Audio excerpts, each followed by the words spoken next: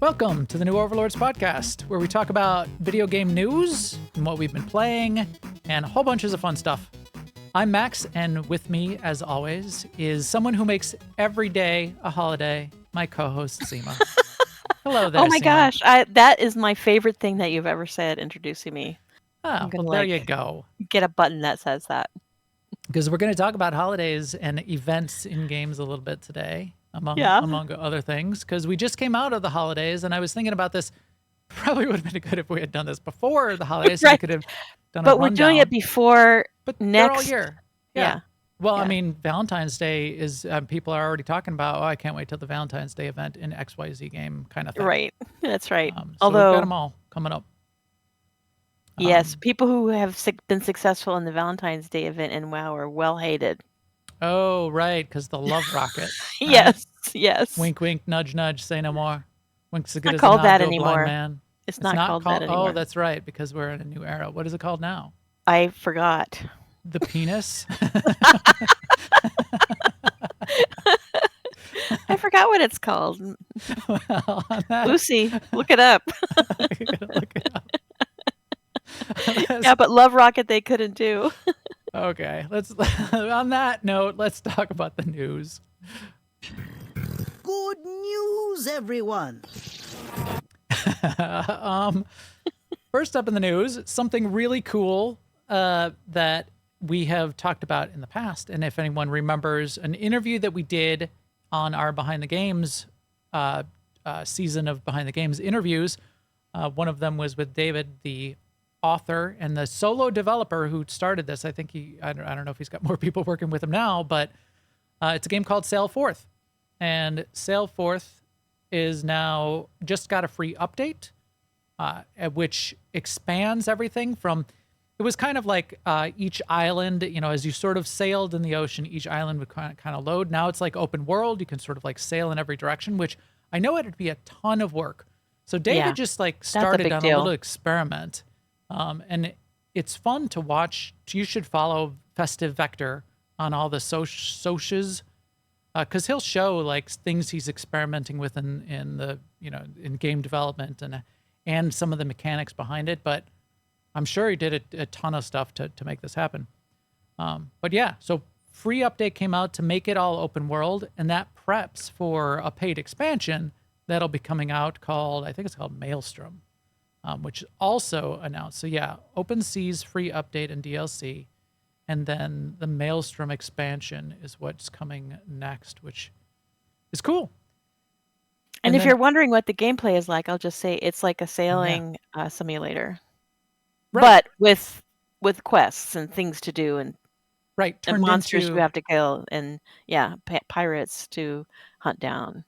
It's a little cartoony look. But the mechanics of sailing, he based it when he designed the game originally. He started to play, and I think the name of the subtitle of that episode was The Toy Within. The idea was he was going to create this little toy, and the toy was a toy boat, but to use the mechanics of sailing with the boat. Like you can pull in the sail, you can release the sail, you cut to the wind. The way sailing works with the wind and against the wind and tacking, that's all relatively accurate. His father was a sailor. He had his father play test when he developed it. So around that, then he said, "Oh, well, this is fun. Playing with this little boat is fun." And if you've ever done real sailing, or you can have remote controlled toy boats where you're basically pulling in and pulling out the sails and controlling the rudder with remote control. That's the toy, and then he built a game around it. And you sail the different islands, and you fight against pirates, and you get little resources on the islands, and you take them, and you can upgrade your boat. You can get a fleet of boats, and so really fun and cute that way too. But the sailing is a nice little simulator. Also, little fun exposure. It will be on the Epic Game Store as the free game of the moment, of the week, of the month, of the moment, starting tomorrow, I believe, which is awesome. It's super good. It's a great exposure for David. So really, really cheers to David on the work he's done on this and where it's headed. That's awesome. Next up in the news, something relevant to my interests, because I am Xbox, PC first, but Xbox second, and then other things, distant third. Yeah. Well, I don't have a PlayStation, and every once in a while I think about it, and I don't have a Switch, and I think about those, and I've played other people's, and I test the games that are on those platforms to check them out. But I do have an Xbox. I don't play a lot of the games on the Xbox, but I do play some of them. One of the reasons both of us didn't play Animal Crossing when the guild was into it was didn't have a Switch. And it was hard to get a Switch at the time. If it had been not hard to get a Switch, you would have gotten one. Yeah, I remember that. Yeah, because it was COVID. Also, it was like you're locked in. You can't do anything anyway. It was a perfect time. It was a perfect storm for them to be selling those Switches. They probably kicked themselves for not like making 3 times as many. What is this, a release for? But you have a Steam Deck, which isn't really a console, but right, it's basically a PC in your hands, which is really cool, and why I really like the Switch. That Steam Deck, the Steam Deck. I have a Stream Deck on my desk right here. Yes, you have both. It's like a console in that there's no keyboard, but it's also like a PC in that you play PC games on it. It's like, yeah, exactly. Anyway, I do have an Xbox, and I have Xbox Game Pass, and that is a place I buy games on the Xbox every once in a while. Like I played Red Dead Redemption on Xbox, but I also have been paying more attention to Game Pass lately. And each month they come out with new stuff. Coming in January, Assassin's Creed Valhalla, which is the last release. So it's the next release is coming soon, but that's going to be fun to have as Game Pass. I'm going to play that. And then the Resident Evil 2 remake, the remaster, that's going to be on Game Pass this month as well. I might play both of those in particular. And then there's 6 others which are featured. A baseball game, Figment, those who remain, We Happy Few. There's a couple like battle games. There's a Hell Let Loose. It's a first like a war shooter. But the 2 that I'm most interested in is Assassin's Creed Valhalla and Resident Evil 2, which I have not played yet, so I may play those, which is fun. And yes, you don't have to necessarily have an Xbox, and that's the way I may play these. I am a Microsoft alumni, and they give me a little bit of a discount on my Xbox Game Pass. So I do have the Ultimate, which allows you to take most or as many of them that work, and you can see all of the ones here, say cloud plus console plus PC on all of them. You can play them on PC. So if you have Game Pass, I'll be able to play Assassin's Creed Valhalla on my PC if I want. I don't have to play it on the Xbox. But I might try some of it on the Xbox. I'm not good with the controller. I got to get better with it. I'm just not comfortable. I'm so much more comfortable with mouse and keyboard. But some of the games you really like, you get the claw hand because you're like contorting your fingers to go on the keys, and they don't really work right unless you remap everything. They're really made for a controller. A lot of games are made for a controller. But I just keyboard and mouse. That's my life. So yeah, Game Pass. We'll keep up to date. I'll let you know if I play these, I'm sure. Tell me about Final Fantasy, Sema. Not that you know much more than I do. But so yes, we're experts now because we watched the trailer for the new job, which is their way of saying new class, is how I think of it. Yep. Which is Pictomancer, which is a person whose attacks are based on painting, basically, making pictures. Your staff is a giant paintbrush. Yes. And I love this idea. I think it needs work in terms of, well, I don't know. The trailer, I think, is, if you watch the Dawn trailer, which is their next, DLC or whatever they call it in Final Fantasy world, it's a little bit more realistic. But in the trailer for just Pictomancer, it's because it's I think it's portrayed more cartoony. It is. I kind of have to say, it kind of bugs me art being used for murder. Yes. But beautiful. But fun, splashy paint, and she kills a cute animal with it. I have so much respect like for Square Enix, and I give them so much credit for trying something different. Yeah. And yeah, this game, we've talked about this before. This game is probably not for me, but I admire how broad it is and how much there is to it and how they've done their development. Yep. It's definitely one of the MMOs of all time. Yeah. If And it not, didn't start out that way. They had a very rocky right. start. Oh yeah. And they had to pull it back, and they said, "We're sorry. We're going to take a look at this." And they redid it and came out again. Like, they didn't give up. One And of the and things and the thing the thing they came back with has been a huge success. So yeah, huge. I mean, and Yeah. it's definitely either the number one MMO or the number two MMO. I mean, it's between them and WoW pretty much. For like traditional PC MMOs. I know you can say like Honkai Star Rail or whatever probably has a billion, 10 times the number of players or what Genshin Impact because it's mobile. But of the traditional MMOs, it's Final Fantasy and WoW.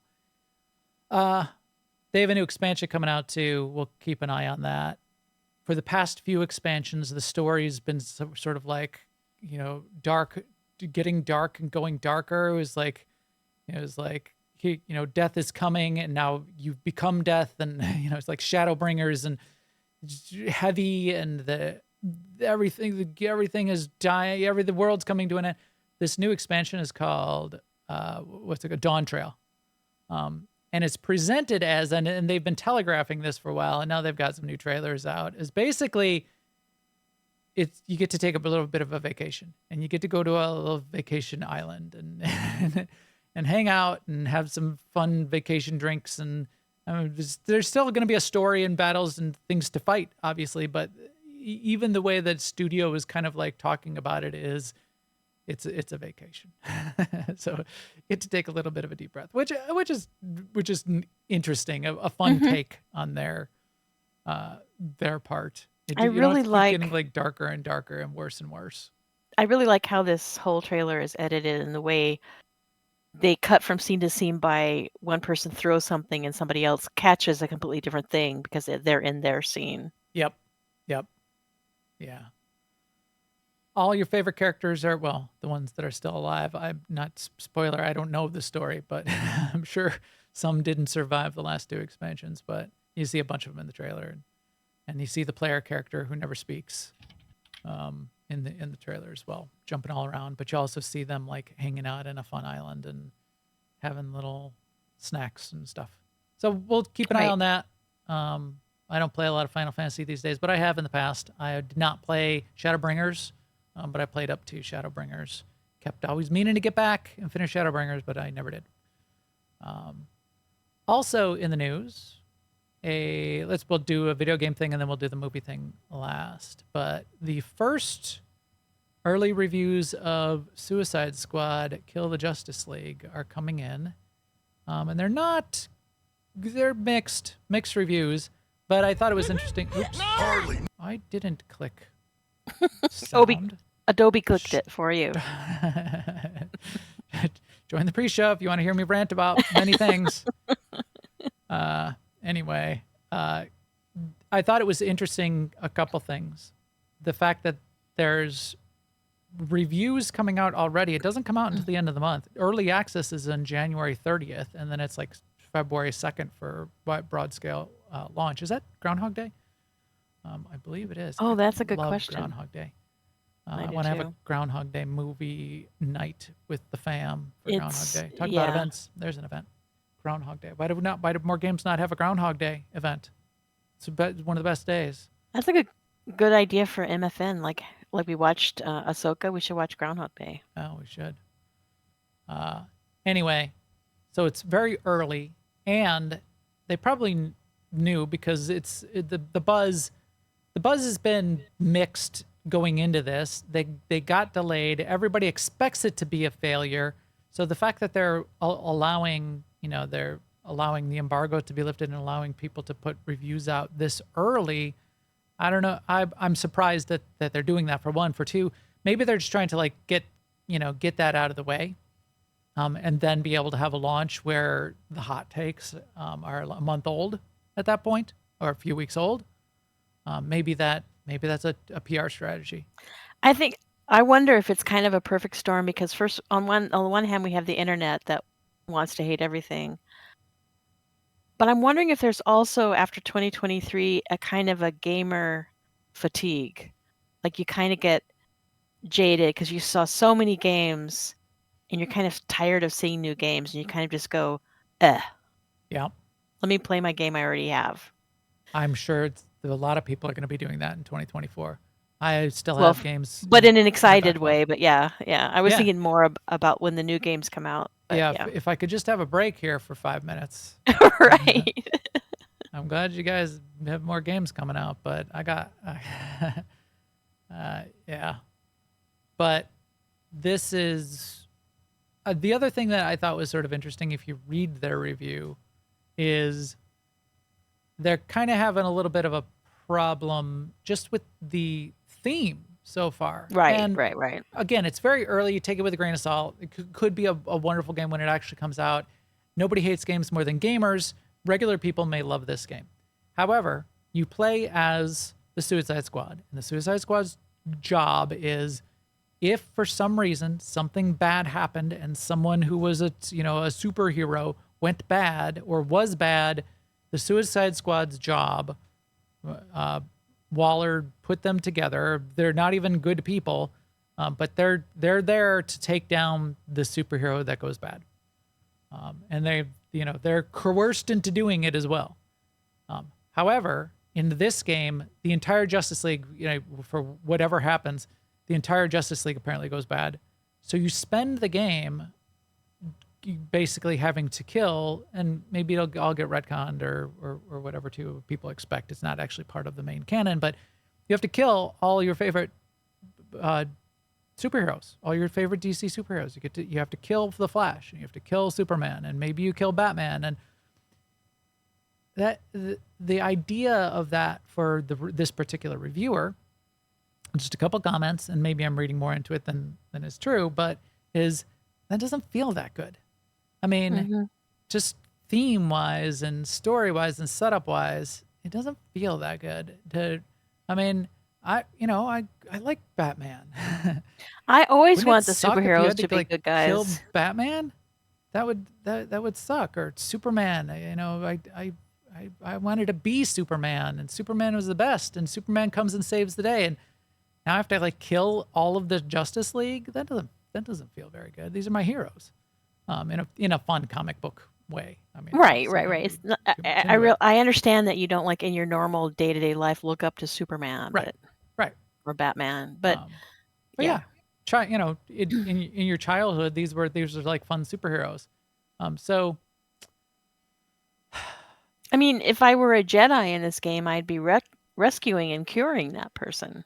Well, that's from their badness. Yeah, not killing them. Yeah, not killing them, and yeah. So I get, but I mean, the name of the game is Kill the Justice League, so right. And it's a fighting game. This is the kind of the job, right?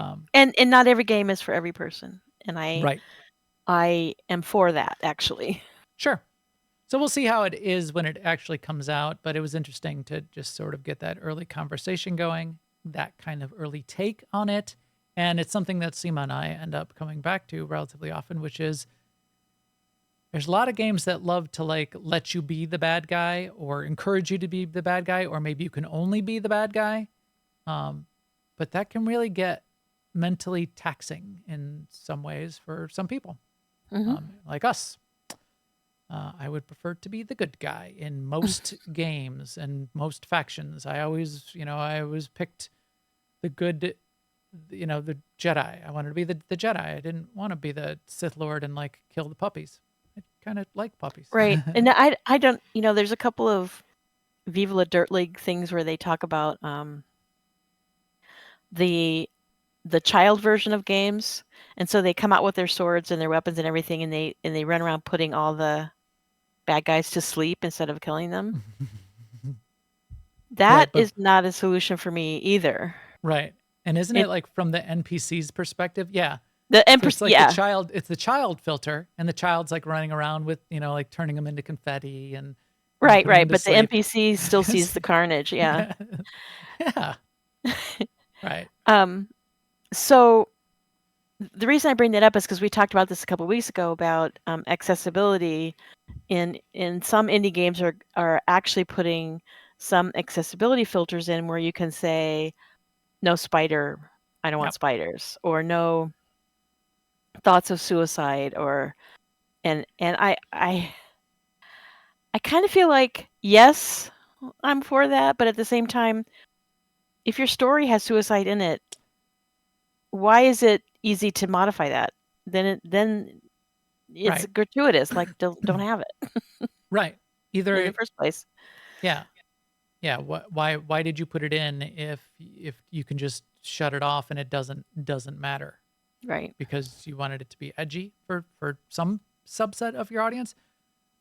And you know, yeah, I mean, I sound like an old man, but I do why too. why do you I have to sound have like why do you have to have swearing in your rap music? Can't you make a good rap without swearing?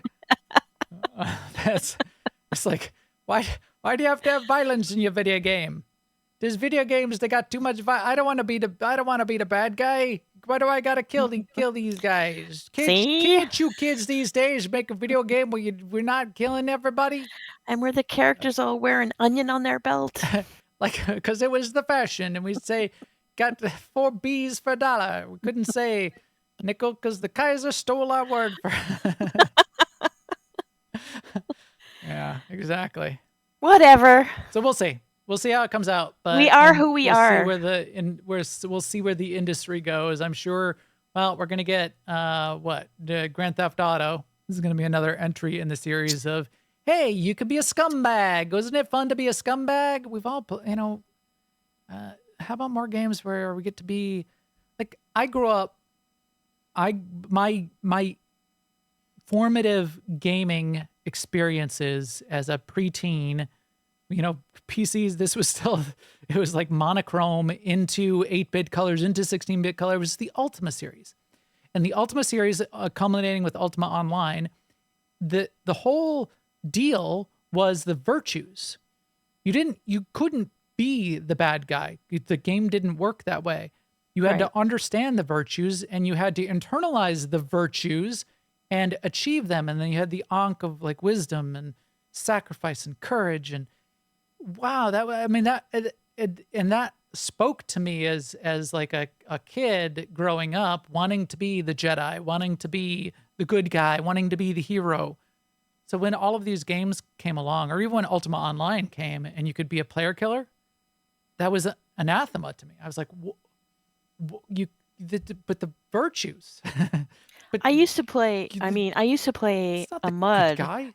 where it was where CVC was legal, but PvP was not. And CVC. What is was CVC? so like character versus character. Like if your character had a reason for attacking this other character, it was impossible to enforce. But the idea was like, so an example of PvP versus CVC would be like, you're killing this person because he's there and he got your whatever and you want it back. PvP would be like if you logged out and got your high level character to come and then play that, and then that would be defined as Jimmy, and any time Jimmy's right, online, you pick on right, Jimmy. Right. Yeah. Well, I'm sure they don't do Jimmy that anymore. Deserves it though. Yeah, to right. Make that argument. Right. But I mean, people don't even. It's not a thing anymore. Like PvP, it doesn't matter why you're doing it. Like the idea of why a player does anything, not only can you not enforce it, but you can't. There's no way to fix it. Yeah. Right. All right. And also, there's like Forrester comments. A lot of chill games or indie games or Nintendo. I don't need for it to be chill. You can have plenty of danger and adventure and still be the good guy. Yeah. Right. I want to be the good guy. I want to be the Jedi. I want to be basically just turn off PvP and not make me be the bad guy. Like the games that make you only be the bad guy. And that's what we'll see about Skull and Bones. You're a nefarious pirate and you need to kill townspeople or the game doesn't work. Okay, well that's a game, but that would, that's a way to go.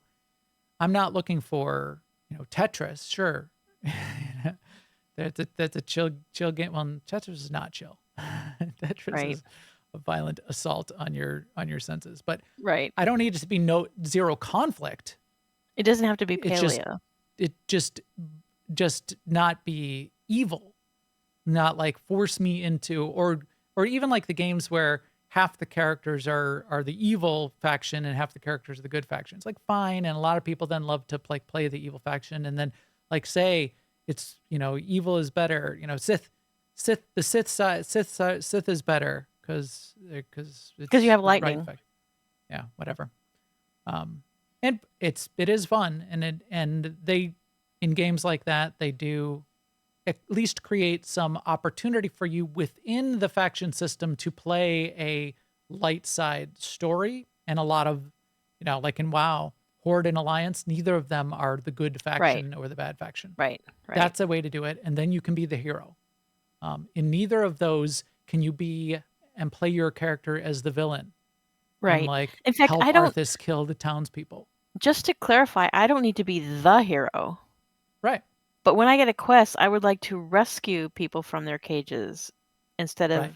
putting them in the cages. Right. Anyways, just to wrap up the news, maybe fun thing. I've got mixed feelings on this as well, but The Mandalorian is going to the big screen. Going to be a movie. Mandalorian and Grogu are embarking on a new adventure to movie theaters. So Jon Favreau, Kathleen Kennedy, Dave Filoni, they're all going to be executive producing this. Filoni and Favreau, if they're in control, I would expect a quality product. That would be really fun. Hopefully, one of the things though that makes it sort of a mixed for me is my favorite parts of Mandalorian were when it wasn't part of big Star Wars. And we'll see which direction the movie goes. But like the first season of Mandalorian, when he was just a guy on the side and they barely even knew what the Empire was doing or what the rebels were doing, or, there was this big aftermath of other things. By season 3, you've got, here's Ahsoka and here's Luke, and, we're going to fight the Empire. Mandalorian's right in the mix of the Star Wars story. Not that it's bad.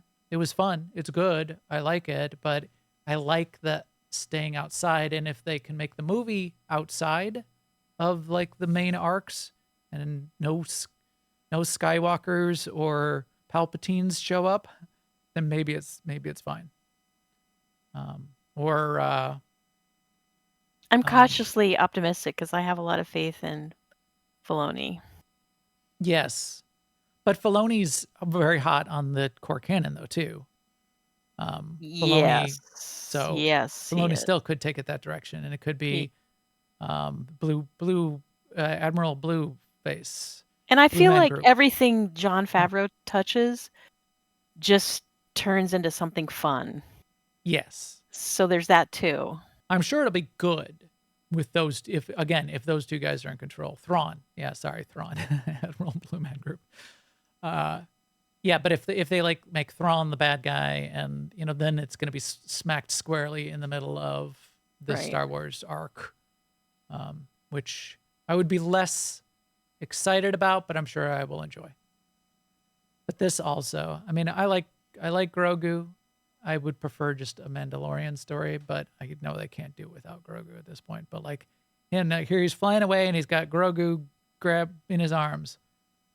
You just gotta have a Grogu in there. We gotta have Grogu because Star Wars is all about fatherhood, family. It's about family. Well, it's more about fatherhood. Yeah. Well, and then it evolves to the extended family. Well, we can have that argument. Well, I guess Palpatine was Rey's father, so maybe that's father again. Back to father. But her whole thing was her parents, who are her parents. Not just father in that case. But then it turned out to be her grandfather was Palpatine. Back to father. Definitely the original trilogy. The original trilogy was all about Eflux. father. Eflux The- says the it's whole about Luke thing. merchandising. Well, what isn't? Cutest little merchandising opportunity Grogu is. So yeah. All right. Fun. So we'll see how that turns out. It's supposed to go into production this summer, so probably going to be a couple years before we end up seeing it, but they turn those around pretty quick because they have the new tech that allows them to create these things faster than ever. So we could see it in 2025. I would expect 2026. Thank you, all of you. This podcast is brought to you by everyone out there, everyone listening or watching. Thanks a bunch. If you are listening or watching or subscribing to the audio or subscribing on YouTube, that makes a big difference to us, and we really appreciate it. Big thanks to the chat room here. We really like hanging out with everyone in the chat room before, during, and after the show. It's fun to get those comments and keep that live as we go along. If you would like to check out all the ways you can get the podcast, Spotify, iTunes, YouTube, live on Twitch, our Twitch links, and talk to us daily on Discord and see us chatting about all the games we're playing. You can get to all of those links at newoverlords.com. This podcast is also brought to you by Alea y Acta Est, and that's the big family-friendly gaming community where Sema and I play. We play all the games, and we're going to talk about a bunch of MMOs today in particular when we start talking about holiday events and annual events all year round in games. Most of the games that we talk about, we've got a guild in for AIE, and you can get to that. You can come play with us. You can come play with us in Star Wars The Old Republic, on Starforge, and on Shea Vizsla these days. You can get to all of that at aie-guild.org. Okay, let us talk about the ways that it's fun to change up your games throughout the year. Game changer. Game changer. Game changer? Game changer for Game changer for the industry. Game changer. We haven't done the game changer in a while. That's right, we haven't. It's a classic drop-in. So I was thinking about this, as we said in the intro, just thinking about game events and end of year, New Year, Christmas and New Year's in particular, some of the best events across games. So we just wrapped up a bunch of those, which was fun.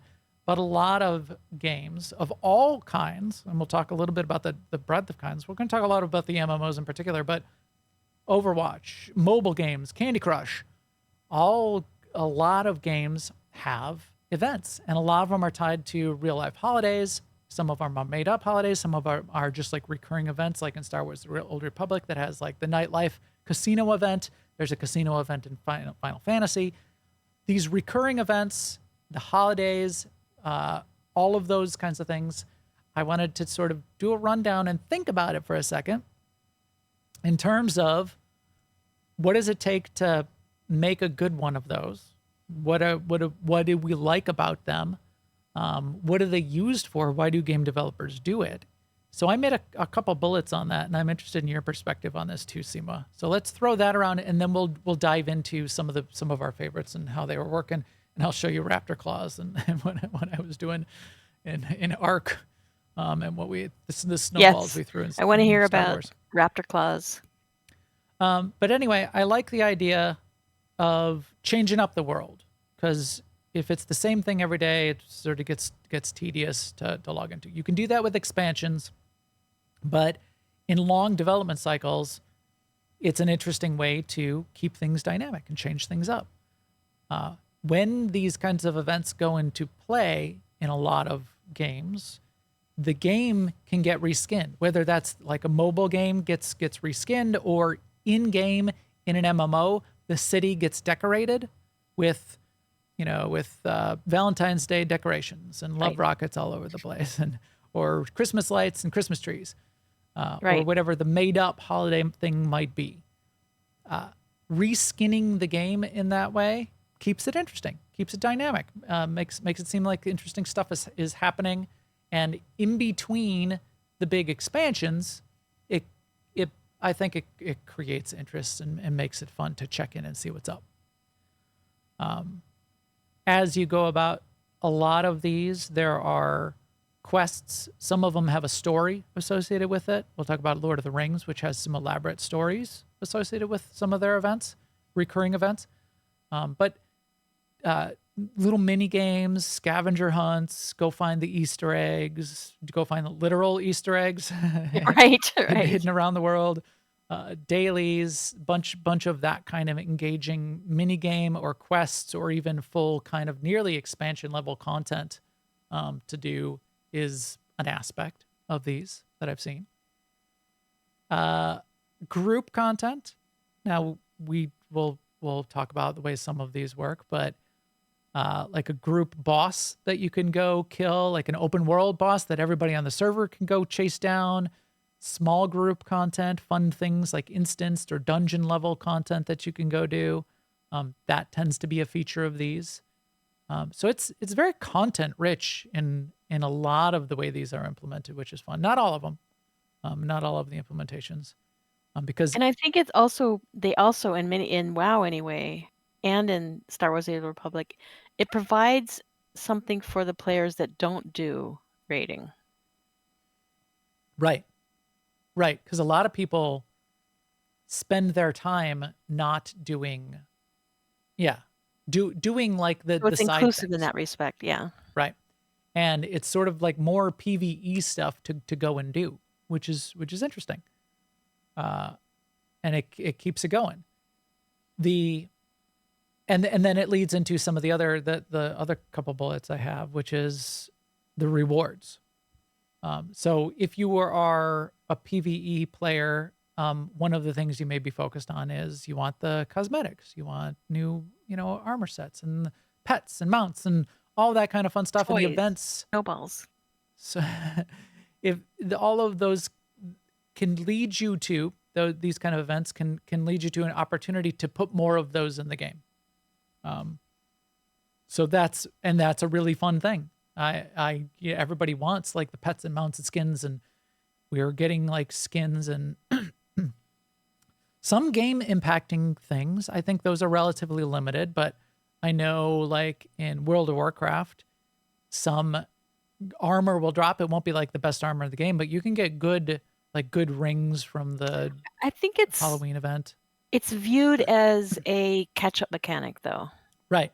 That's Because I will say tends to be the tier. in Classic WoW, the first time that Brewfest came along, which is an October one, in the Wrath version of Classic, he didn't drop the trinkets that he would drop the next year because they would have been better than anyone could get from raids. Got it. So in terms of balance, that makes sense. Right. And I wouldn't. But the next year, it was like we couldn't use them anymore, but they were good catch up for your alts. Right. So I think that's a good approach. And we'll talk a little bit about a couple of the other approaches that aren't as good, but I think that's a good approach. I mean, if you're going to put actual gear in and it's not just cosmetics, then a catch-up mechanic where two things. One, you don't want it to be mandatory to do the event to get the best gear in the game. Two, you don't want to devalue the core gameplay arcs, doing raids or whatever you're going to do to get gear. And three, you don't want to force people to do the event to be able to continue to be competitive. Right. So now I did look up some of the game design aspects of how these kinds of events tend to work. And the fact that they're time limited is both a feature and a threat, a motivator to the player. It creates a sense of urgency. Yeah, I was going to bring up that threat aspect of it. Yeah, because, and I even brought up the note in there about dark patterns. Not in this way, even if it is purely cosmetic and you're not charging anyone anything, forcing people to log in daily to get the thing, or creating the FOMO, every month with another new event can get really tedious and tiresome and can be a dark pattern. And I would, and I know you don't mean this, but I would stray away from using the phrase forcing them to, but actually creating the energy that makes you feel like you'll miss out if you don't. So the FOMO aspect of it. Yeah.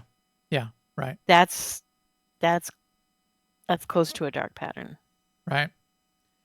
Another dark pattern which is a design aspect of why you might want to put these into a game if you're a game developer, is monetization. So this isn't necessarily bad. We do need to pay for game development, but you may design events into your game so that you can, in addition to the cosmetics and the fun things to do, you can add things to the cash shop. Star Wars: The Old Republic does this. There's the holiday, there's the life day bundle that you can get. Now, again, that can lead you to, if you do it wrong, be dark patterns. And if it's pay to win, and then you have a new thing come out every holiday, and unless you pay to get the new event weapon or armor piece or whatever, that can be bad. Providing fun little monetization opportunities. So I just want to point tied out that, events, like, since maybe you that's brought up okay. Star Wars: The Old Republic, it's not pay to win there. No, Like, definitely not. and you do have the option of working for in-game credits and then buying them from someone who spent real-world money to get those packs. Yes. But if you're having to, if the only way you can get If you want stuff them, is you only have to do it if you want them. right, and it's all cosmetic stuff Yeah. in Star Wars: The Old Republic, and the cosmetics isn't as well.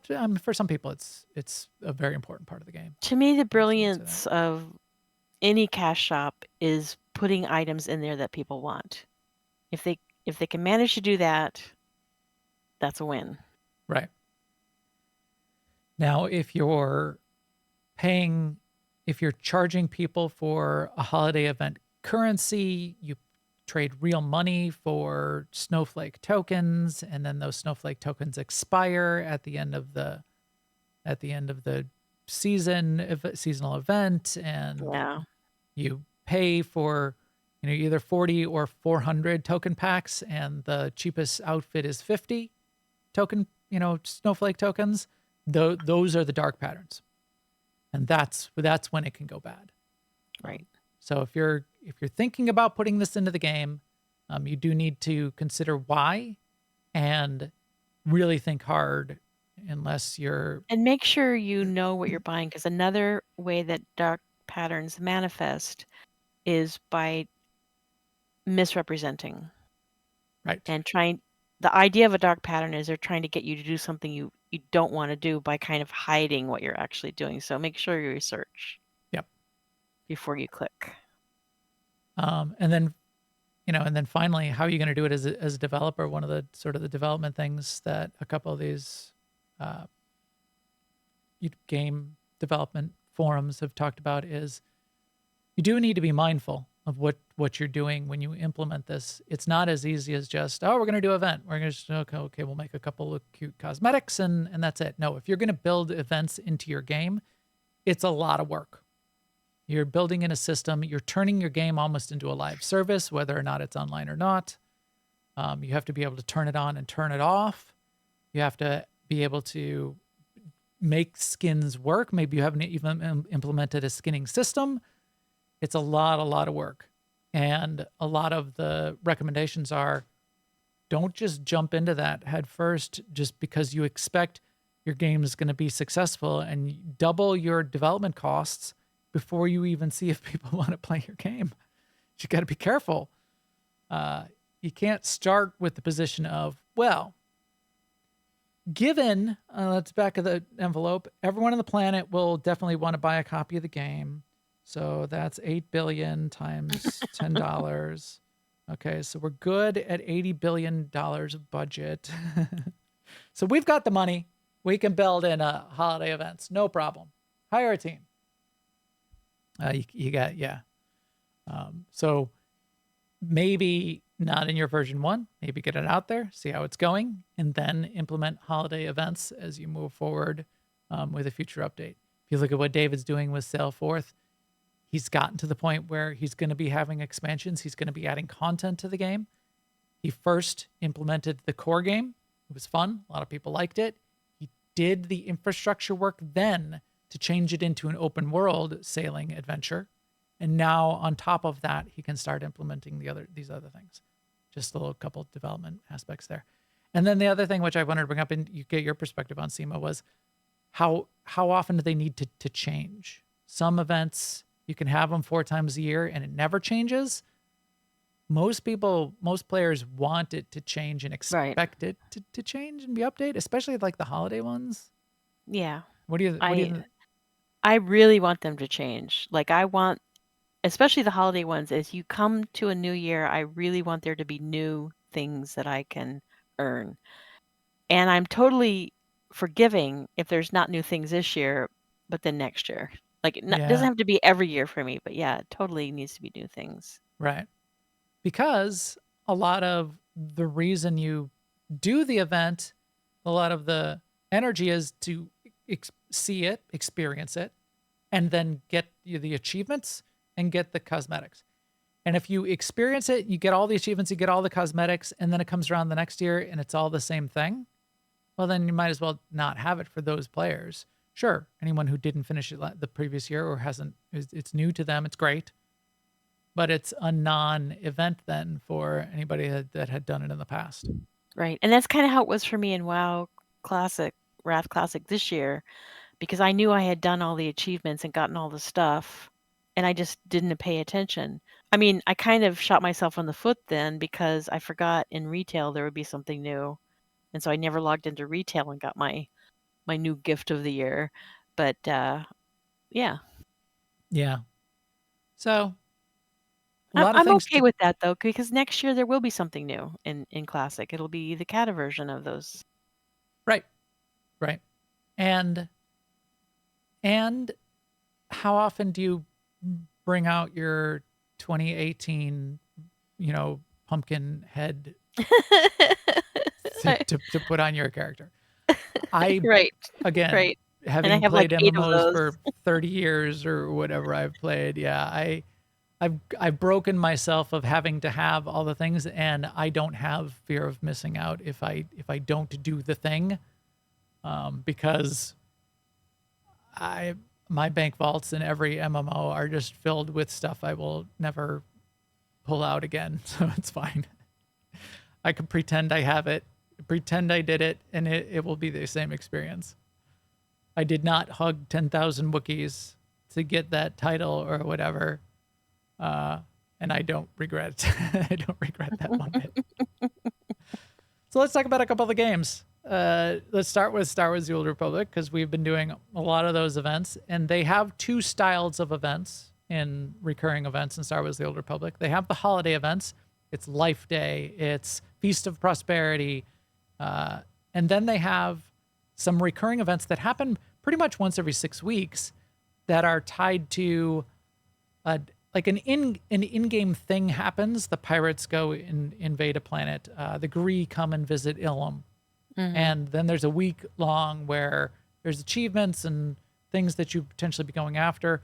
And it has some value to current content because you could be getting the conquest currency, the sort of the currency you use to upgrade your current gear. It's sort of a different way to do it that week. But those haven't been changing very much. Some of the other events, they do at least add some things. Did they add anything to Life Day this year? I don't think Yes. they did. I they think did? they added, I think they're pretty good about adding something like decorations.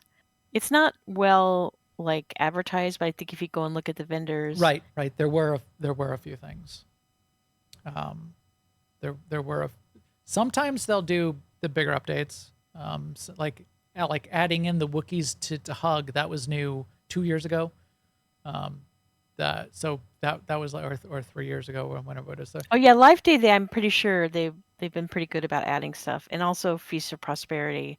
Those are like major events in Star Wars: The Old Right. Republic. But like, I don't know if anything's been added to the Gree event, which I don't think repeats so. every few weeks all year long. Right. So it's like you say, it's sort of like a junior event. Right.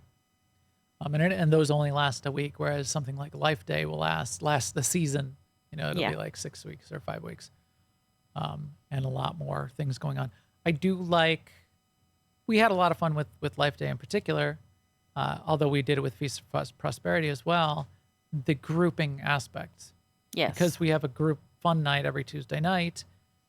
very minor thing, but one of the things you can do to get the event currency in Star Wars: The Old Republic is you get a snowball launcher and you throw snowballs at somebody or something, any mob in the game that does not already have a snowball buff on them. And if you look at Or what's going doesn't on, already have your snowball buff on. yours. So if someone else throws a snowball at them, it basically replaces yours behind the scenes, and you can throw your snowball at them. So if you're in a busy area and everybody's throwing snowballs, which is what happens on Nar Shaddaa with the overheated droids, which give you a little extra reward, but you could just stand around with friends and throw snowballs. How fun is that? You might say that doesn't sound fun at all. Right. And that's fair. But the reality is we had a ton of fun with it. It's like a Tuesday night. We're all just like goofing off. We sit in voice. We sit in Discord. We all go to Nar Shaddaa. You throw them at the overheated droids on Nar Shaddaa because it's just a target that everybody can throw at. And for one, and for two, you get like a little extra deco in addition to like the event currency of the snow-covered parcels. But whatever. We're just for like an hour or 2 hours. We're just standing around on Nar Shaddaa on the promenade throwing snowballs, and chatting, You're right. and having A big fun, and part talking of- about the holidays and what movies Yeah. you watch and all that A kind of big thing. part of that really is Discord. Right. Hanging out with friends, just doing a little random activity that comes around once a year for a few weeks, and it's fun. So yeah, I like the group content. With Feast of Prosperity, each day there's a different world boss you can go and kill for a special ingredient that you use then for the feast quest to go get these ingredients to help create the feast. Feast of Prosperity has really breathed new life into the whole world boss thing. Yeah. And then, we go and kill world bosses relatively regularly. When Feast of Prosperity comes along, we Everyone kill them does. with more purpose. Yes. And it's slightly more interesting than just for the basic currency, the basic, upgrade currency that you get off the world bosses. Whatever you need, like 6,000 to upgrade your legendary relic, and you get like, 100. off the 7. world boss. Yeah, right. But still, it's not nothing. And every time you kill one of those world bosses, you want that currency, and it's nice to get it. But yeah, then to also then be completing a daily or a weekly quest for the event, and then getting another 1,000 of the upgrade currency from that, and getting a cosmetic reward like a food fight bomb or the mount that has all of the food loaded on the back of it, or the chef outfit with the chef hat. That's fun. That's cool. It's like extra reasons to do the things that you might be just grinding out anyway. So they do a good job with that. The recurring ones, it changes things up. It's another set of dailies that you can go and do. So I don't begrudge them to continue to do those. I'm glad they rotate those in. It's basically every other week, another one of those recurring ones happens. It's like an off week and then an on week. And then in the on week, it's 3 or 4 of them that rotate every other week. So there's always going to be one every other week, and that's fine. Just extra dailies that you can go and do. Right. I And would those love it if those they can added happen more. at the same time. Right. Like the mini ones or the junior ones can happen at the same time as Feast of Prosperity or Life Day. Yeah. So that's different styles of events, and a lot of games sort of do it different ways. Let's run down a couple I have a of question the for other you. ones. Yeah. So how do you feel about how strongly they connect to real world holidays? Yeah, that's a good question. I like the timing to match. I like that the winter festival, the solstice festival, the Christmas spirit, Life Day, Winter Veil, whatever you want to call it. I like that it happens during the month of December. And I like that they, like maybe there's a Valentine's-ish one around Valentine's Day.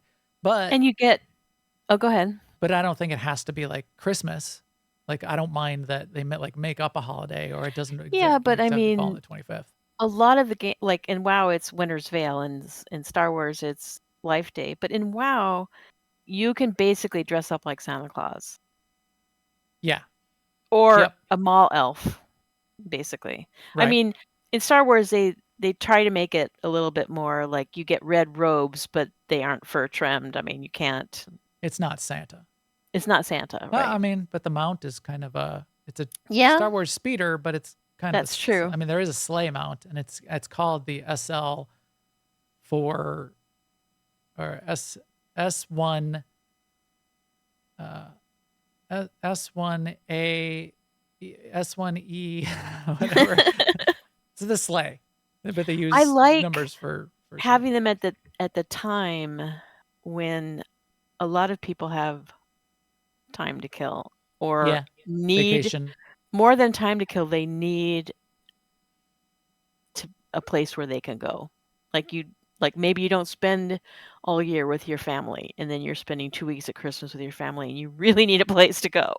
Yeah, a little escape. And it's like kind of it's activities that you can kind of do as you have time, instead of like a raid night where you have to be there, blah blah blah blah, blah, or we have to Right. work on your gear or whatever. So I think they provide a service too.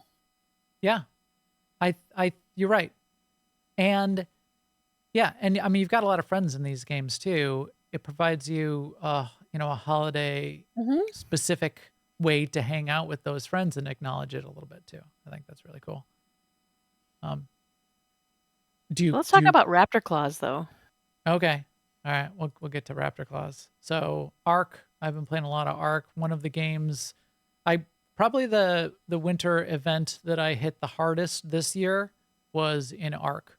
Now it's a private server, so we had to turn it on, and you turn it on, you turn it off. But it's different with a game that's a private server because they can be a little more unbalancing. But even the official servers and the public servers, all the rewards were basically the same. So one of the things that you can get as the rewards is you can get a dinosaur in a cryopod, a frozen dinosaur. They're low level, but they can have one of their stats be really good. So if you're really, really lucky, you could get like a really good like health stat on, like a high end dinosaur, like a raptor, or like Tyrannosaurus Rex or something. So it was something you might want to do. It was not easy. It was hard work. But the way it worked was the main event was Raptor Claws. So in game, and days last in game, I think it's 60 minutes. It's like 20 minutes of night and 40 minutes of day.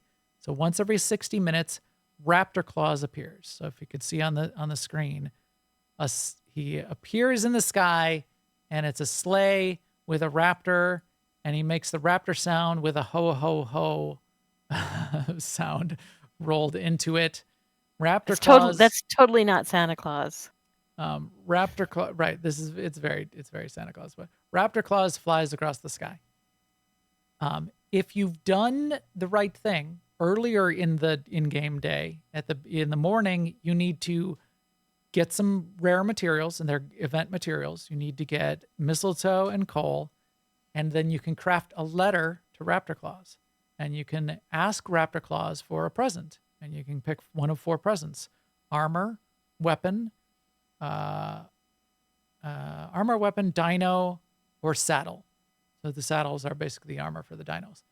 So you craft your letter to Raptor Claws, then you need to spend the in-game day becoming either naughty or nice. And there are reasons to be naughty.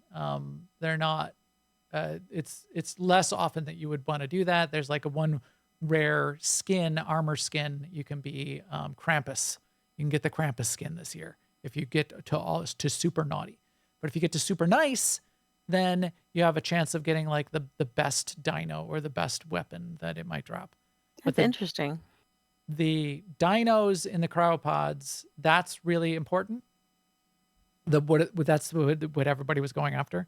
So I spent a lot of time trying to get super nice. And the way you get super nice is you have to go out and you have to kill aggressive dinos in the game. And aggressive dinos in the game are the ones that will try to come and kill you. And if you kill the non-aggressive dinos, just like a Triceratops, you're just walking around eating grass, and you go and kill that, that's naughty. You lose ground. So you get naughty points or negative points And it's a spectrum. So you start at 0 and you either go like negative 10,000 or up to 10,000. So I was going into some really dangerous places in the world, spending time in the caves. The underwater cave is where I was spending the most time, and killing a bunch of things so I would get super nice. And I got a couple dozen dinos throughout the holiday season. So I did quite a bit of that. But some fun things that I wouldn't have gotten otherwise. Some dinos that I wouldn't have gotten. I got a really rare dino, the unicorn. There's only one unicorn in the world at a time, and it's really hard to go hunt down and find and tame. And I got one of those out of a crate. Mostly it's just like little stuff. Dinos that you wouldn't normally. I got like one of the frog dinos. I got I got one of the spider dinos that there's a joke. I keep getting like the saddles for the spider dinos. Right. Yeah. I cannot find like a blueprint or a saddle for a T-Rex, but I've got like a dozen spider saddles. So apparently the game wants me to be the Spider Master. Anyway, that's one of the main things. There's a couple other things to do in this event too. There's like a pegomastic grouch, and you can like get him to drop special presents for you if you do a special thing. There's like Yetis out that are really dangerous, but there's Yetis out in the wild you can go and get some of the event currency from. So if you wanted to different play things. Ark, like what would you say you had to get done between now and next December in order to be ready for Raptor Claws and do things? Well, anybody can do it at any level, but the rewards you'll get will be commensurate with your level. So if you would like to try to get a T-Rex from Raptor Claws in a cryopod, well, then you better get yourself up to the point where you can fight T-Rex, and maybe you've tamed T-Rex, and then you're killing enough stuff so you can get super nice. Because if you're nice at all, if you're low level nice, just because you've done a couple things, you've only been playing a couple days, that's good enough, and you'll get like a dodo bird in from Raptor Claws. So it really is for everyone, it sounds like. Yeah, it's for everyone. He drops as he goes across the map. He also drops these presents. There's sort of like a loot crate that drops. Anybody can walk up to those as they drop on the ground and get stuff out of them. That's where you get some of the coal and mistletoe, but you also get like these, they're called chibis, which are like cosmetic pets that follow you around. Anybody can get those without doing anything. So as with most of them, if you want to do like get the event done to its fullest, you want to be like max level, and in a lot of the games, and just be able to roam the world and do the things. But typically with any of these kinds of events in any game, anybody can do it at some of it at any level, and that's true in Ark too. All right, let's talk about let's move on. Let's talk about another game.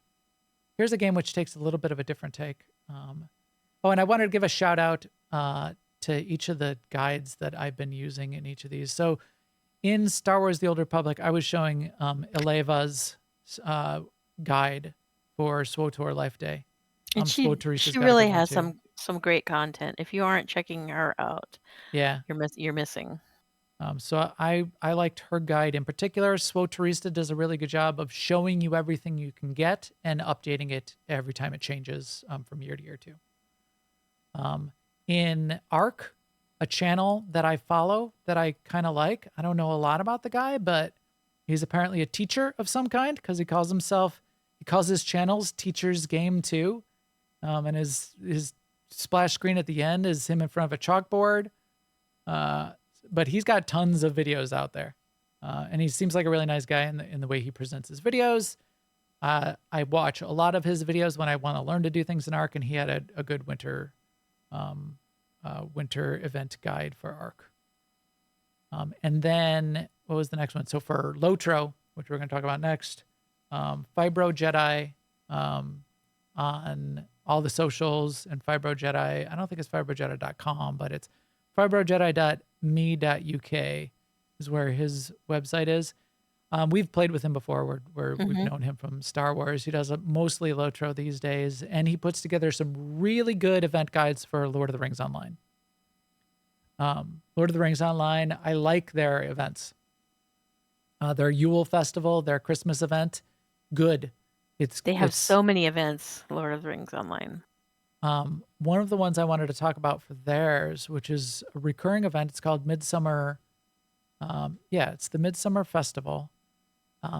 It's not only sort of like a midsummer holiday event, but it's centered around the story of Arwen and Aragorn's wedding. Right.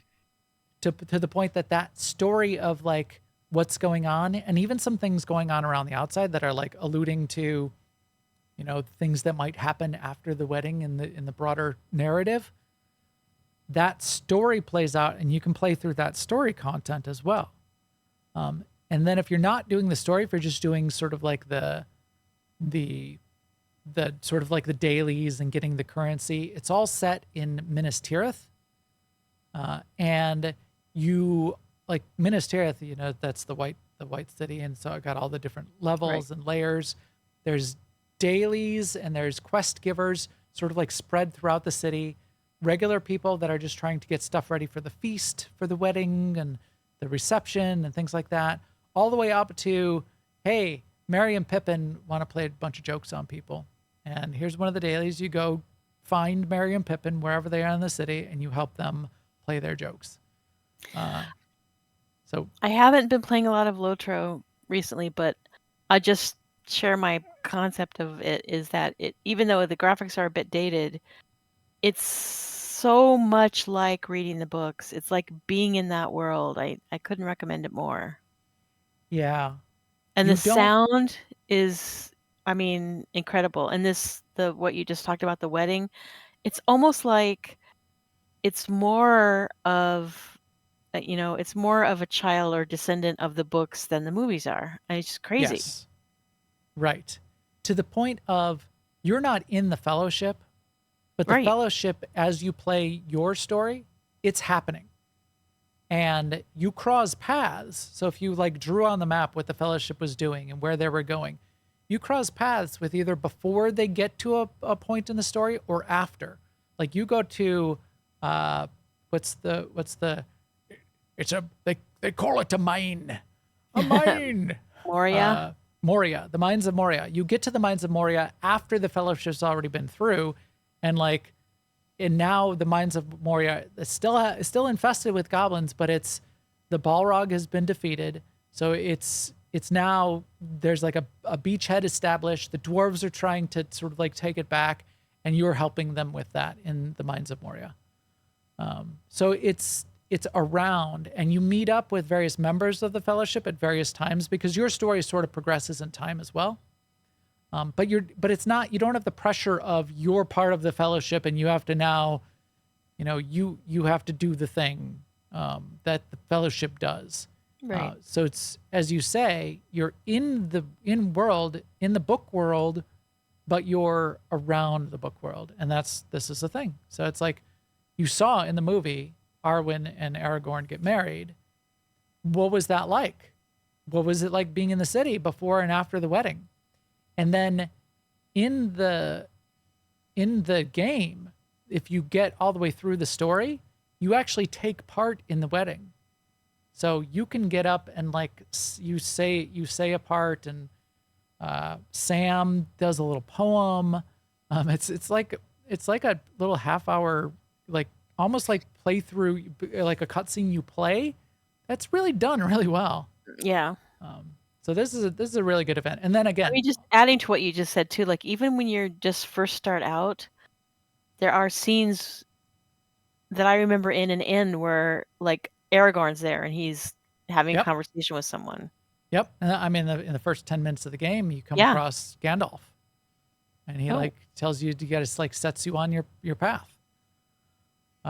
Yeah. So fun. And again, the cosmetics, and they update the cosmetics every year. There's like horse armor and stuff.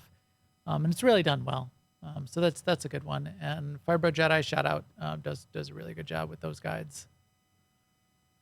I'm not as familiar with all of Final Fantasy's events, but I have done a couple of them. They have basically the holiday events. They have like their Christmas event, and you can see it's very Christmassy here. There's Santa outfit and snowballs and snowmen and little dailies and quests and cosmetics that you can get. But then they have their own events as well. And one of the ones that I did play with more than any other one, I think, throughout the years is basically their casino event. Star Wars has a casino event, and the Golden Saucer is the casino, the gaming, basically the casino in Final Fantasy. And so the Make It Rain event is a bunch of stuff is happening around the casino. A bunch of the rewards the casino exists all the time, but a bunch of the rewards for what you can do there are different and much greater. And so it's a great opportunity if you like any of those casino rewards, skins and mounts and stuff like that. Do the dailies, do the weeklies, get a lot of rewards, get a lot of events, and it's done really well, and it fits in with the Final Fantasy lore because it's part. Final Fantasy lore is broad ranging. There's like technology and steampunk and high fantasy and there's everything in Final Fantasy because over the years the various Final Fantasies have been everywhere from present day All to different settings, Fantasy yeah. Worlds, and it all can sort of come together. But I don't know. I always kind of liked the casino version of why. I don't like casinos in real life. I've been to a couple. I've played blackjack in Vegas, but at the Bellagio, but never seek that out. I've done So it I once or mean, twice, the but I like first the time games. the first time I went to Vegas, which I did for work, I think I played video poker like almost all night one night. So it's sort of like then I got over it, right? And also I said, yeah, this is not good. Don't do this. But Right. yeah, I'm susceptible. And that's Yeah, in a way that's why we like MMOs too. It's like we like putting a lot of effort in for very little yeah. payback. Plus, it's like an an interesting in-game event that's not tied to a real world holiday.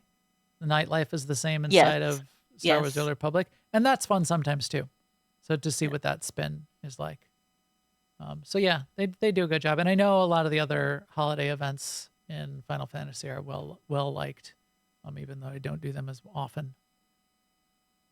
Another game that I really like the style and implementation of their in-game events, and we talked about it a lot when it came out at the time for Halloween, is New World.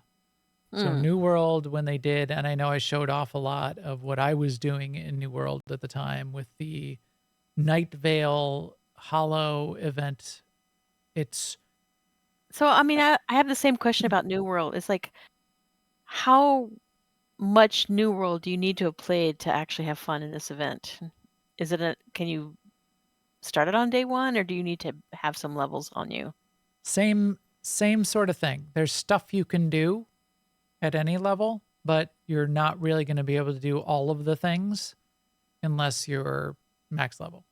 Now you don't need to be like, end game elite tier armor, but you're not going to survive like that boss fight that we were just showing, and we sort of like talked about the big, sort of like a big world boss that appears on the map.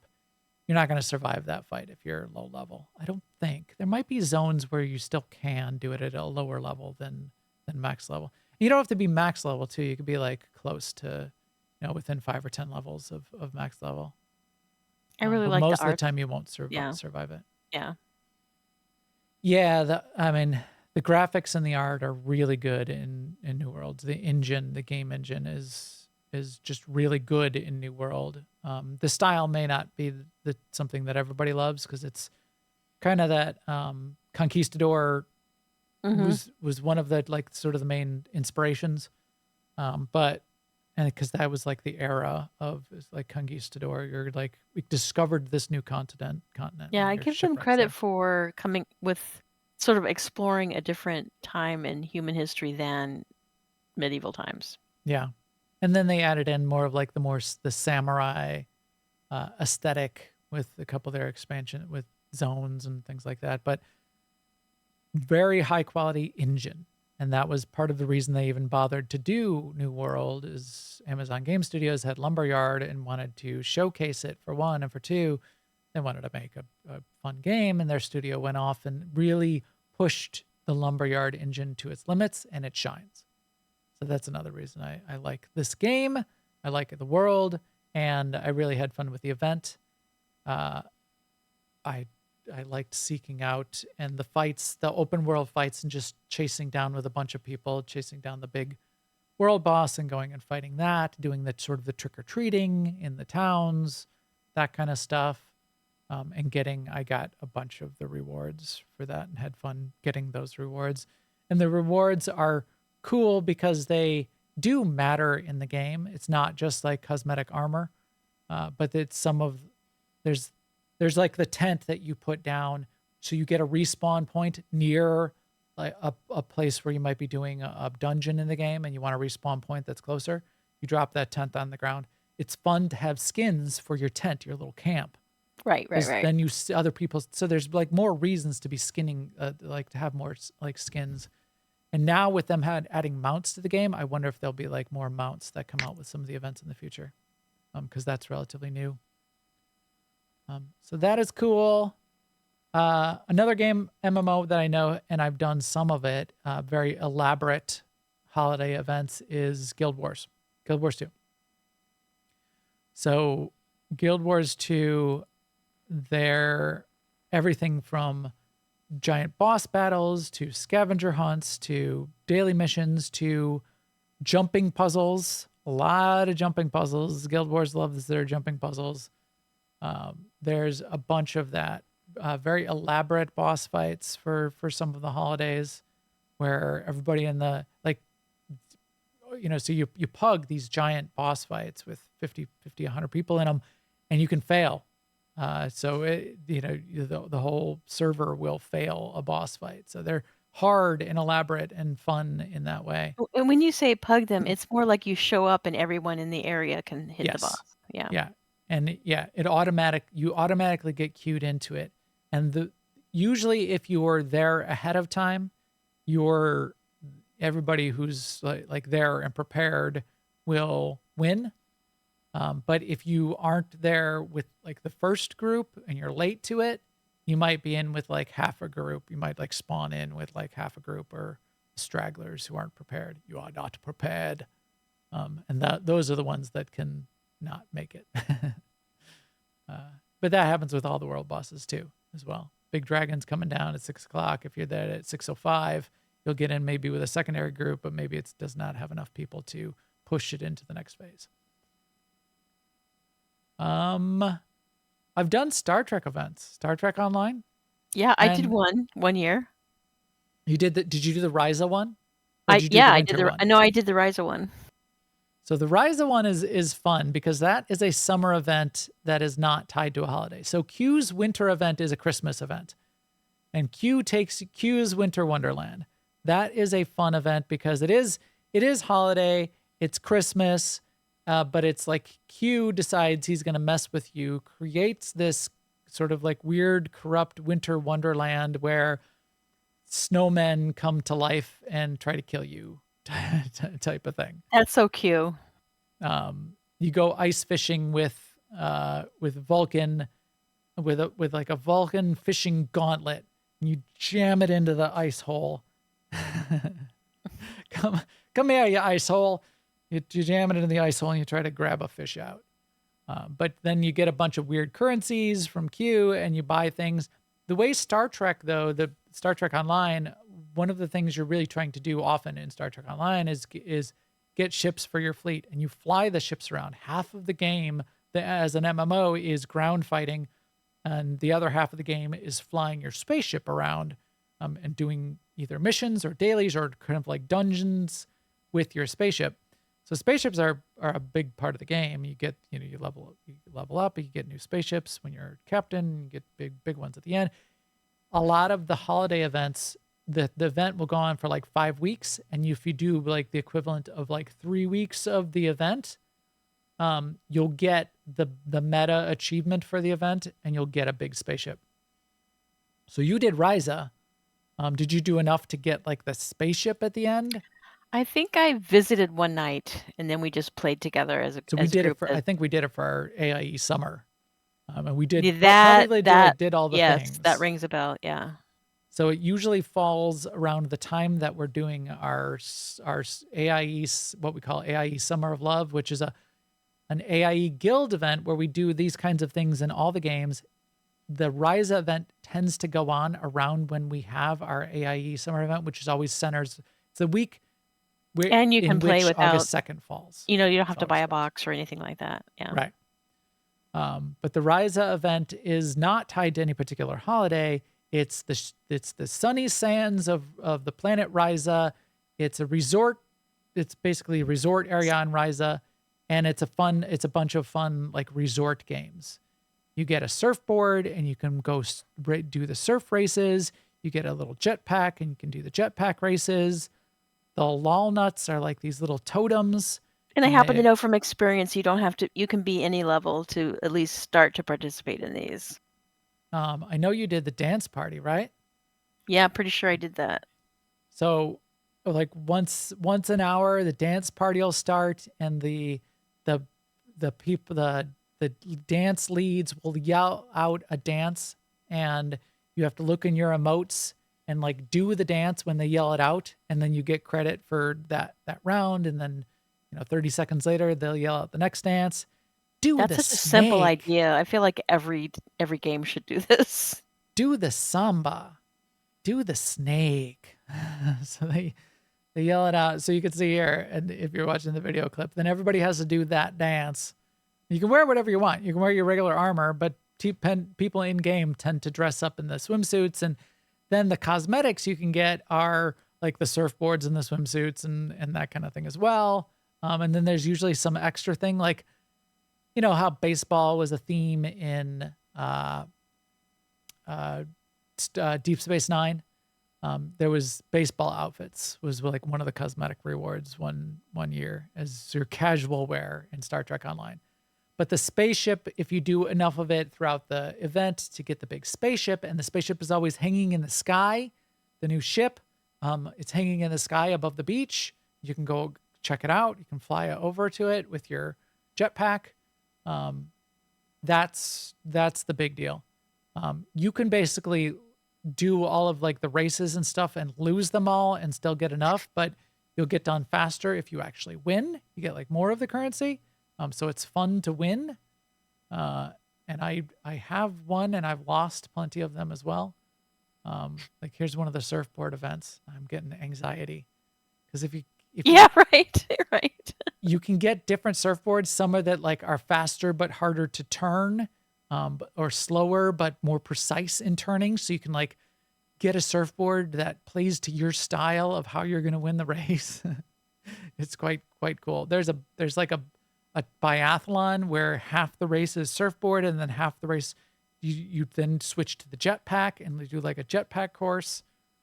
But yeah, so it's a good one. It's unique, and it's fun, and it's not fighting. You're not gonna die, none of that kind of thing. So it's a fine event, and then you get tons of like little in-game currency and rewards, and the ship at the end is typically really cool, if you go that far. So that's a good one. And then that leaves us with, which I almost think is sort of like probably some of the best in-game events of all the games, because they've been doing it for so long, but they also do them really well, is WoW. Yeah.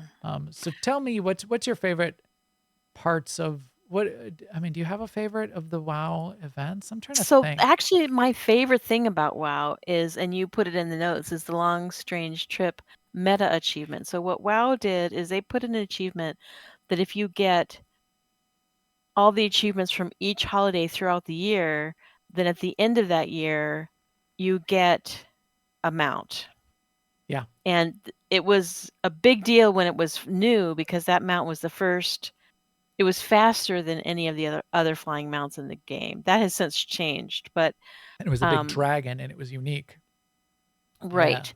Yeah. And you actually, I say it was faster than there was other ways to get mounts of that speed, but they were like do all the achievements in mythic raids or something. Yeah.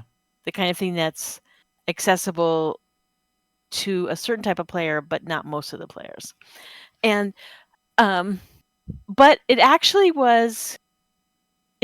a double-edged sword, because like I had a friend who we were playing back in Can you classic win the days, double-edged sword?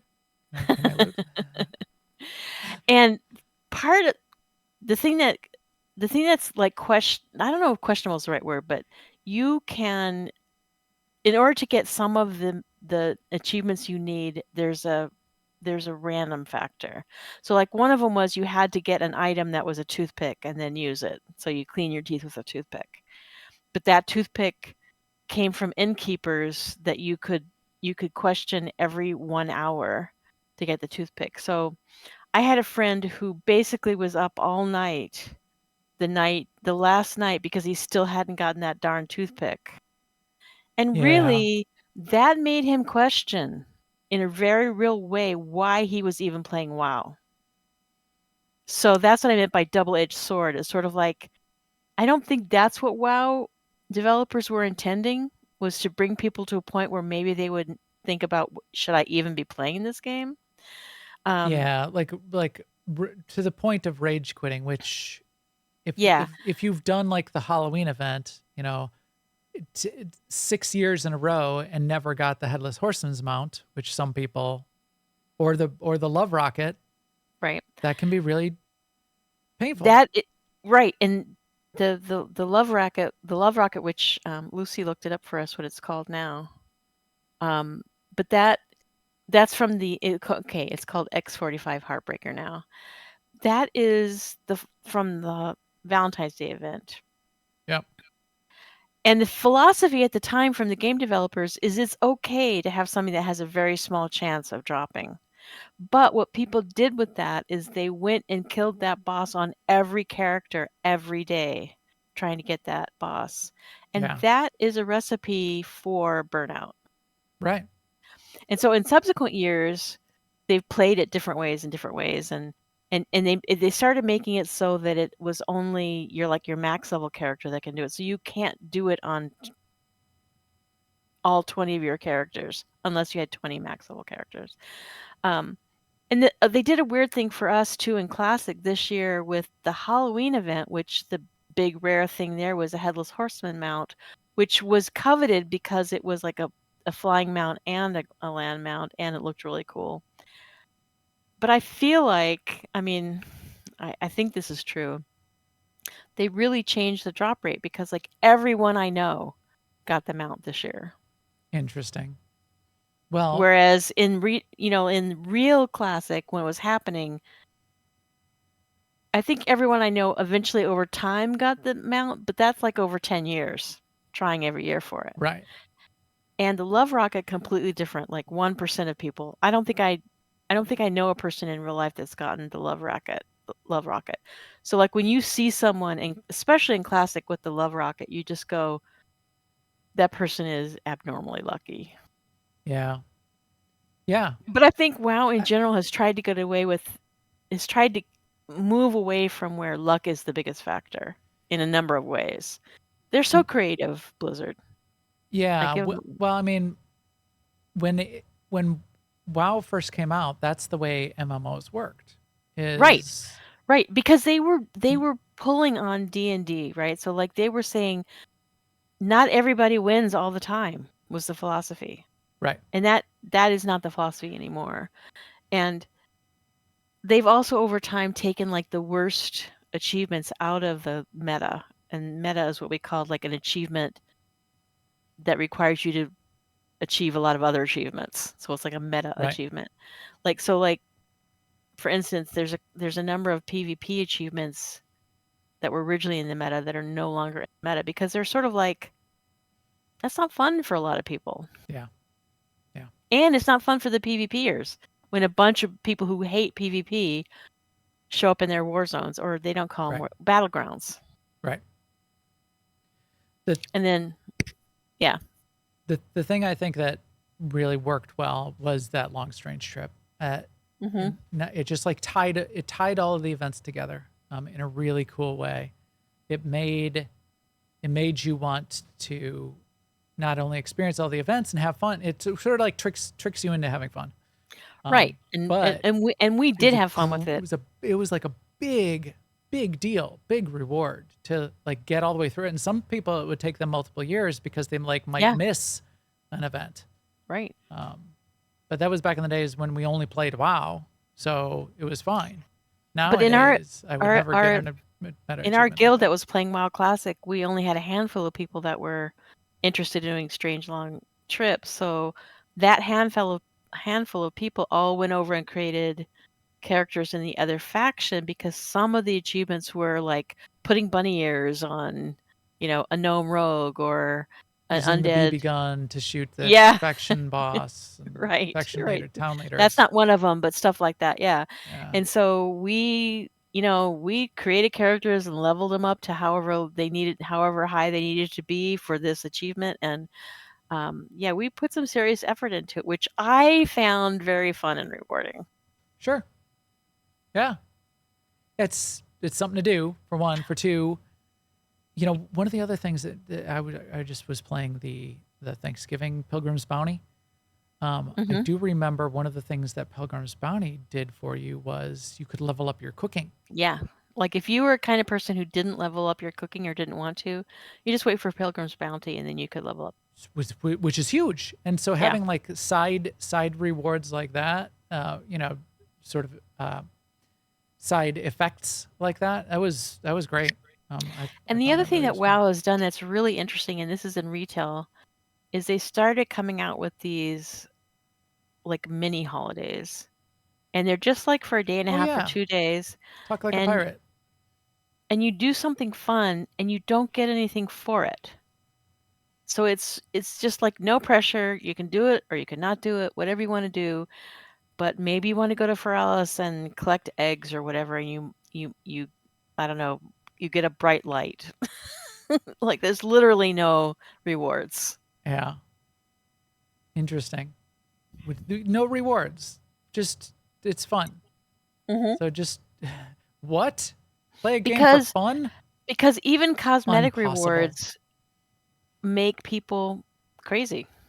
Yeah, right, And I'm one of them. I'm right. not saying it's other people. Yeah.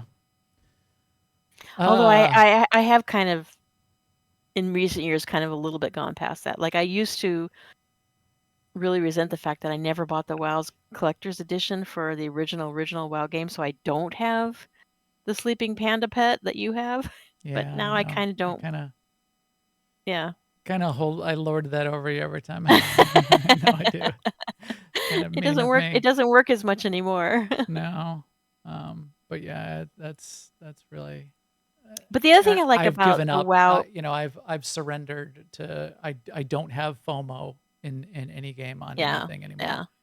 I've broken The myself of that, the other which is thing that WoW freeing. and a lot of other games do this too, but since the events, especially Winter's Veil and Brewfest, which is the October one, they were in there from the beginning, and like each year or every second year, they've added new things to it to the Yeah. extent where if you go and look up for a guide for Winter's Veil, which is the Christmas one, for retail versus a guide for retail for Winter's Fest and Classic, it's like you scroll down twice in the Classic one and you're in the end.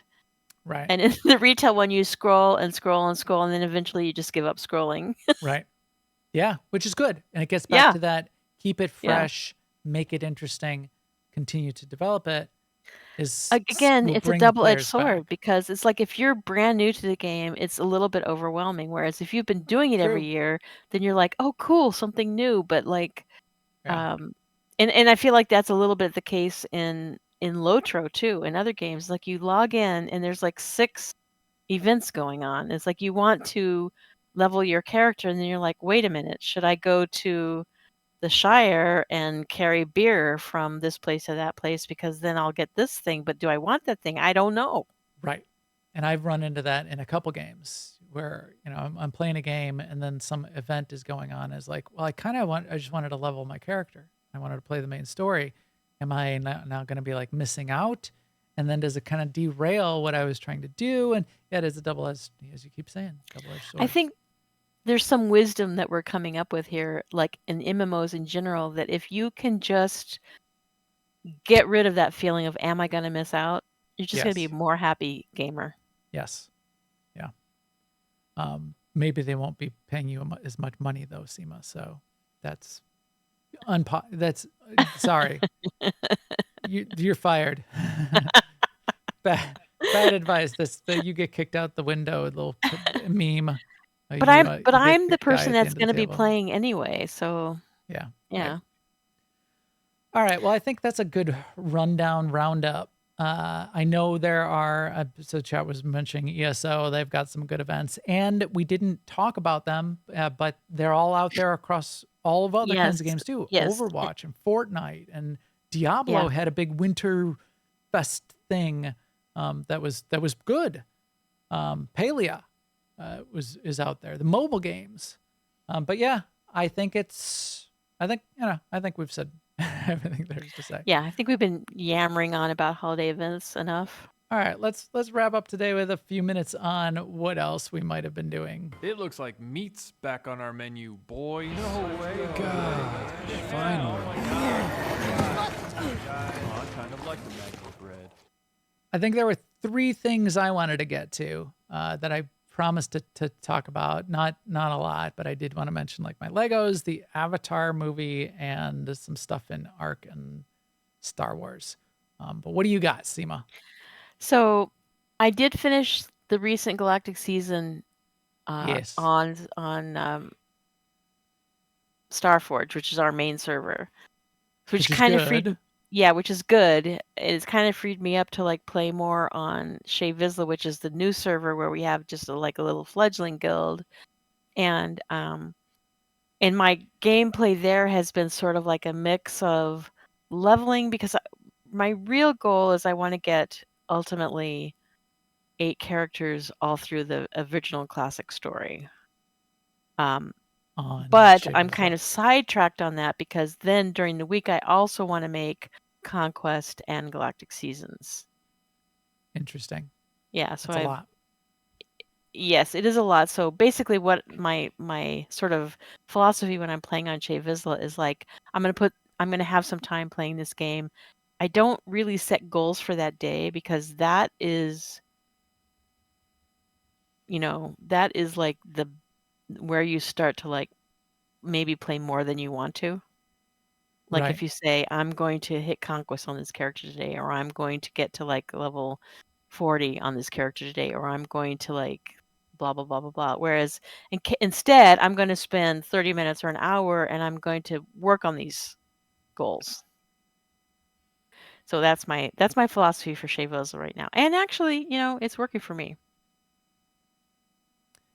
I'm staying away from Shea Vizsla just because I would get sucked in. I would play nothing else. Wise.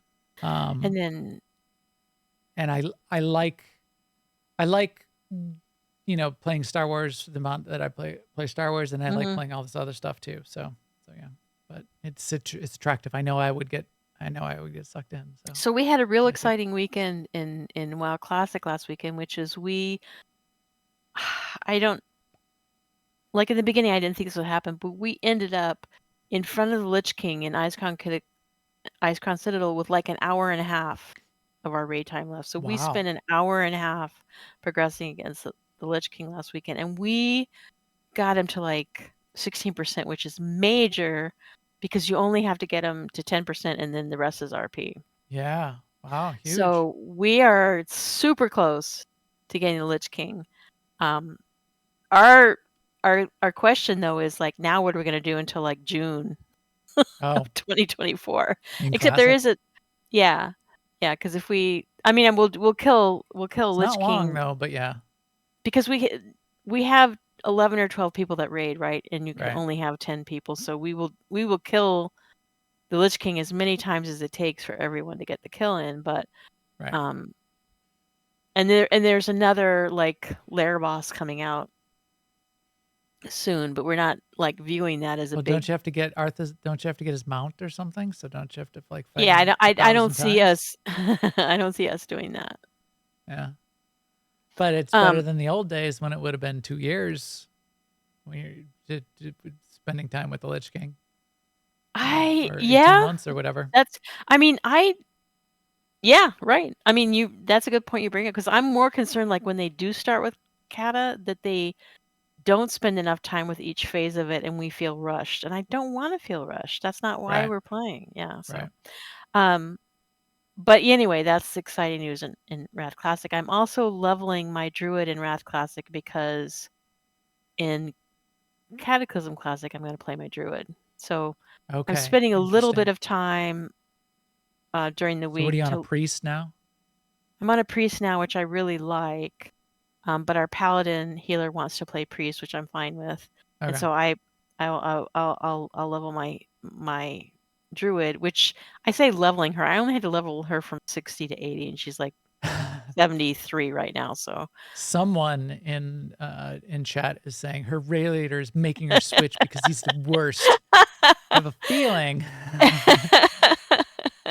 that we know actually who that is our raid leader right there. And Yes. actually he's the best. I have only heard good things about that raid leader. Doing I mean, amazing we things, would getting a group not together have in made Classic. anywhere near the progress we've made if it wasn't for his spectacular talent in Yep. calling the fight. Yep. I know So, I've said that before, so yep, you got only glowing reviews on that raid leader, and which is so nice. yeah. I mean, I've led ROPS groups, raid groups before, and it's a hard job for one. For two, not only is it hard to like get everybody to do the fights, but it can be really hard. I mean, you're hopefully playing with all grown-ups, but of just like drama and who's gonna do when, and people. Yeah. Just the out of game stuff can be really a huge Right, headache. right. It's a lot of work. Yeah, we have like very little drama. Everyone's a grown up and That's good. everyone's yeah. Which is most of what we play with today. We're sort of like I don't know if it's just AIE and what culture we've implemented, but it's pretty drama free. I think that's part of it, yeah. Yeah. Anything else? I have not played any of Season of Discovery, but I know people are wanting to try and put a raid team together there, which makes me want to log into Season of Discovery and finish leveling my character there so I can get to 25. Yeah. He's not making me switch. I played a druid healer a lot, so I mean it's not anti-Sema to play a druid. Oh, I just popped the part of my. I do like my priest though, but I don't like her forever. You know, like right. I didn't like her as X packs progress and they change the class a lot. So I'll be fine playing my. Lucy says, "Just say no to Season of Discovery, Sema." Yeah, maybe I will. So, what I've been doing, this I wanted to show off. I didn't. That is worth showing off. I love that thing. So this is the Lego set that I had mentioned in the past. This is one of the non-video but game things. The family. I actually got this last Christmas from my kids, and we were supposed to all put it together. And with people living out of state and that kind of thing, we didn't get to it last year, so we did it this year. We got another set this year that we didn't get around to, so we're gonna have to either do that during the year, or do it next Christmas. But it's a bonsai tree with the little platform that it sits on. Relatively complicated to put together, and it looks really, really good. And it's from their botanical series. So that was really fun. I did that with the family. I also played a little bit more of the Avatar game. And in addition, because I mentioned it made me want to go watch the Avatar Way of Water movie, I did. So that was like 2 weeks ago. I watched the Avatar Way of Water movie with the family. Very good movie. The way, and I, as I said in the past, every time me and my 3 kids watch a movie, we always watch pitch meeting if there is one immediately after it, because on YouTube, hilarious takes on the movies.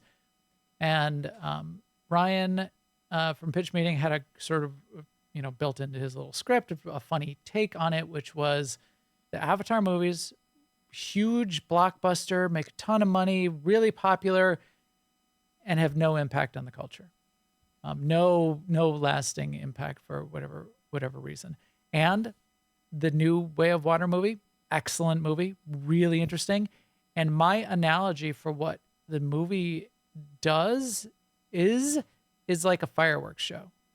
So, you go to like a big city and you go see the big city fireworks show for 4th of July, and it's cool and awesome and you love seeing it and loud sounds, and it's an amazing thing to go see, but you don't leave the fireworks show and go, remember when that big firework blew up? Remember what? Oh, let's all make the sounds that the fireworks sounds make. So there's nothing quotable about Avatar movies. There's no quotes. Nobody remembers what any of the characters' names are. The kids in the new movie, it's like, it just is. It's just like, it's a spectacle, and it's really cool and really well done, and it's a good movie. But it's like, it just ends, and that's fine. And you're just like, I don't It know. reminds me of that scene in Big Bang Theory where Amy is telling Sheldon that Indiana Jones, the character, really had no impact on Raiders of the Lost Ark. Like, completely without Indiana Jones, the Nazis would have found the Ark, they would have opened it, and they all would have been destroyed. Yes, that's absolutely true from a character perspective, but from a cinematic experience perspective, it's such an iconic character and so quotable, and has that's had true. an impact outside of that movie. Yes. Indiana Jones is like, I think Dr. Jones, someday even you may be worth something. You're right. We quote that movie all the time. But Yeah, we do. it's funny, like when Rian Johnson was doing the pitch meeting, he's like, yeah, Avatar, it had that main character, that guy. It's like, well, yeah, it's like the guy and the blue people. Nobody even like knew, like, what are the blue, and they're on that planet that they live on. So I knew what all of these things were because I've been playing the game, and I'm almost like getting more of like the lore and like into the world by playing the game. Definitely more by playing the game than watching the movie. It's like I'm telling my kids, like, while we're watching the movie, she's like, "Oh, who's that Avatar tribe leader?" No, they're not the Avatars. They're the Na'vi. See, the alien species is called Na'vi. The Avatar is the body that the humans. It's like, well, actually, the planet is called Pandora. It's like, it doesn't matter. Nobody cares. His name is Jake Sully. Nobody cares. Nobody remembers that. Nobody knows who Jake. It doesn't matter. He's just the guy. He's the guy. The blue people do the thing. And so, anyway, it was interesting, though, also the juxtaposition between the movie, which is also, it's just computer graphics. The entire movie is basically computer graphics. And the game, which is computer graphics. And they're getting so close together. It's amazing. I'm like watching the movie going, that's not that much better than the game when I play it. It's not that much different. And in fact, in the game, when I can like stop and walk around and see things from different angles, you Almost do like better. a flight. Yeah, you're like walking through the jungle and you see like a floating jellyfish thing, and it just like, then it's off camera. In the game, I can stop and I can like look at it, and and like it's really interesting how they're coming together that way. So that was Avatar. Did a little Avatar. Star Wars: The Old Republic. The holiday, threw a bunch of snowballs. I've finished the event. It ends in a week and a half, the season, and then there's going to be the next season. So we're excited to see the end of this season. Everybody's trying to wrap up that are. And we close should to the have like end. 5 weeks off from a season. Right. But there's that, and then I've been playing still a ton of Ark. So I'm getting closer to what's kind of the end game on this map of the island, where I'm getting like some of the big end game dinosaurs. I'm building up a fleet of dinosaurs that you take into the major boss fights, and then you do the boss fights, and there's 3 tiers of the boss fights, and then there's like an end boss fight, and then you ascend. And Then you you're sort of, going to like, find beat out the why game. you're on this planet to begin with. While you're on this arc, yes. It's an arc? It's an arc. Oh. It's floating in space above a planet, which is I did not know that. That yes, explains why it's called a Ark. It's a space arc. But I'm also doing, I'm getting like advanced building. I'm building these giant bases now. So there's like my small original building, which was still bigger than like the little hut I started with in the first 2 days. Now I've got these giant dino yards because there's a Giganotosaurus I have and a Charcharosaurus that like dwarf the T-Rexes that I thought were really big. And then I'm building this big tower in the back because some of the end game crafting are these, like these 3-story tall tech crafting station that looks like a giant sci-fi device. And you can't fit it in a little small base. So more building, more crafting, more dinos to go chase and hunt down and tame. It's still compelling. I thought I would be done by this point. I thought I would have been bored with it. But no, it's still got my attention, on the side. It's kind of one of those games where some things like take a couple hours. So you just sort of like leave it running on the desktop. I've got it running most of the day just so it just sits there and runs, which is interesting. And then I go do other things or play other games or do other work. So yeah, that's what I've been up to. I'm sure I will be doing more Ark, more Star Wars, and then getting to, as I said, maybe a little Assassin's Creed. I still have Jedi Survivor to go play.